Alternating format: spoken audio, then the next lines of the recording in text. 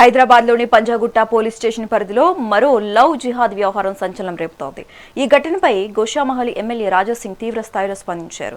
ఒక హిందూ యువతిని ప్రేమ పేరుతో మోసం చేసి మతం మార్చడమే కాకుండా వేధింపులకు గురిచేస్తున్నట్టు ఆరోపించారు. బాధితురాలికి న్యాయం చేయాలని, నిందితులపై కఠిన చర్యలు తీసుకోవాలని డిమాండ్ చేశారు.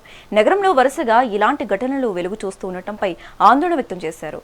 హిందూ యువతులు అప్రమత్తంగా ఉండాలని సూచించారు.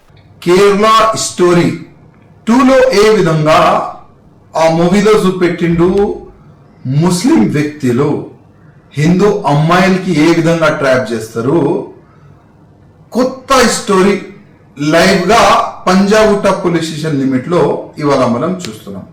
ఒక హిందూ అమ్మాయిని నవాజ్ షేక్ ఒక వ్యక్తి కూకట్పల్లిలో ఉన్న ఒక షాపు రెంట్కి తీసుకొని పోయిండు. ఆయన రెంట్కి కావాలని పోయిండు.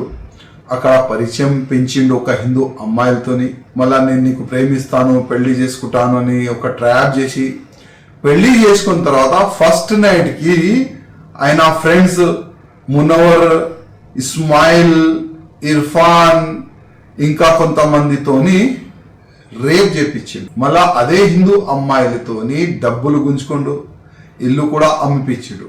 ఇవాళ ఈ కేసు మన ముందుకు వచ్చింది. ఓపెన్ గా ఆ హిందూ అమ్మాయి ఓపెన్ గా మీడియా ముఖంగా వచ్చి కంప్లైంట్ ఇచ్చి ఈ విధంగా ఆమె చెప్తుంది. ఇట్లాంటి ఎన్ని అమ్మాయిలు ఉండొచ్చు మన తెలంగాణ, ఆంధ్రప్రదేశ్ లో? ఒక్కసారి ఆలోచన చేయండి. మేము మహారాష్ట్ర కానీ, కర్ణాటక కానీ, రాజస్థాన్ కానీ, ఛత్తీస్గఢ్ కానీ తిరిగి నా కాన్స్టిట్యున్సీ ఈడిచి నిన్న కూడా బిలోలి ఒక ధర్మసభ చేసినాము. ఇవాళ పూనాలో నా ధర్మసభ ఉన్నది. మేము ఒక హిందూగా పుట్టి ధర్మం గురించి ప్రచారం చేస్తున్నాము. లవ్ జిహాద్ ఏంది? మన హిందూ అమ్మాయిలు జాగ్రత్త.